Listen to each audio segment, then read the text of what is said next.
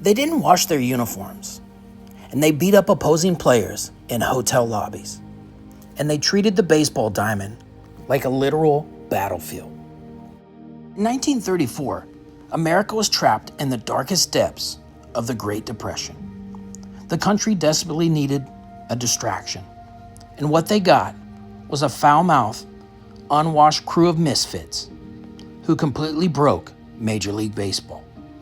They were called the Gashouse Gang, and they were the most hated and terrifying team to ever lace up cleats in Major League Baseball history. Led by a superstar pitcher who predicted his own wins and a lineup that preferred fistfights to strategy, the team didn't just win games, they terrorized the league all the way to a forgotten, chaotic World Series dominance. This is the wild, untold story of the dirtiest team in Major League Baseball history, the Gashouse Gang, and how their brand of pure psychological warfare changed Major League Baseball forever.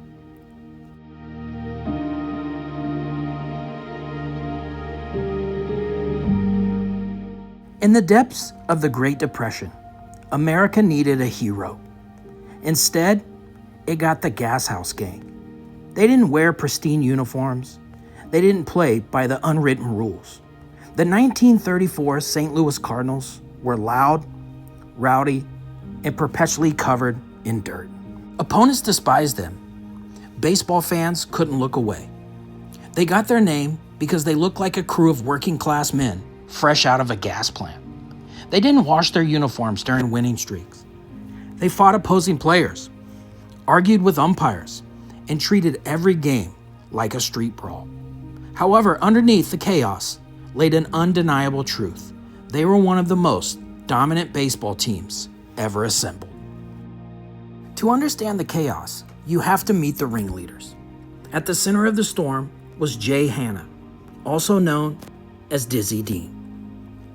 Dizzy was a towering pitcher with an ego as big as his fastball.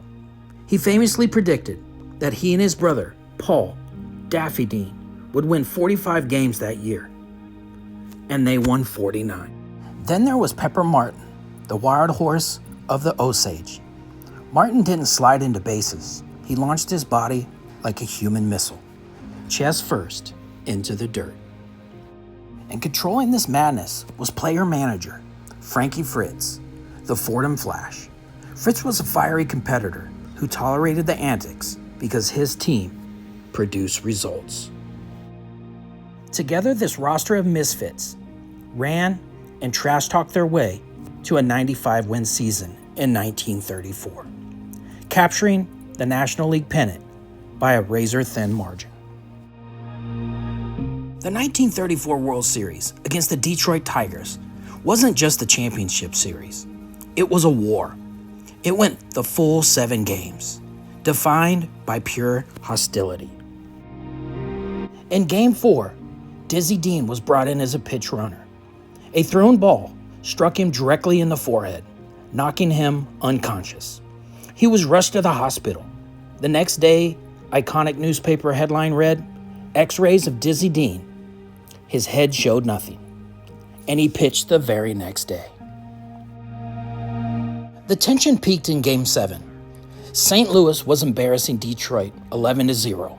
Cardinal outfielder Joe Medwick slid hard into Tigers' third baseman, Marv Owen.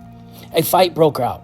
When Medwick went back to his position in the outfield, furious Detroit fans bombarded him with garbage, fruit, vegetables, and bottles rained down. The situation grew so dangerous that baseball commissioner at the time, Kenshaw Mountain Landis, ordered Medwick out of the game for his own safety.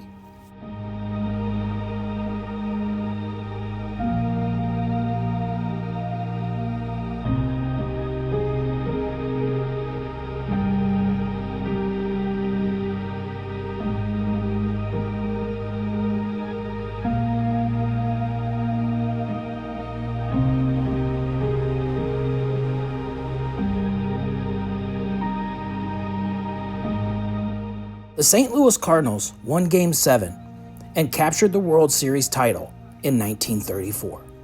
And the Gashouse Gang had conquered Major League Baseball. However, history overlooks the 1934 St. Louis Cardinals and their sheer tactical brilliance. They weren't just lucky brawlers. They led the leagues in runs, hits, and stolen bases. And the Dean brothers put up pitching numbers that still remain untouchable even today. The Gashouse Gang faded as players aged. They were traded or suffered injuries. But for one glorious, chaotic season in 1934, they proved that perfection could be found in the mud.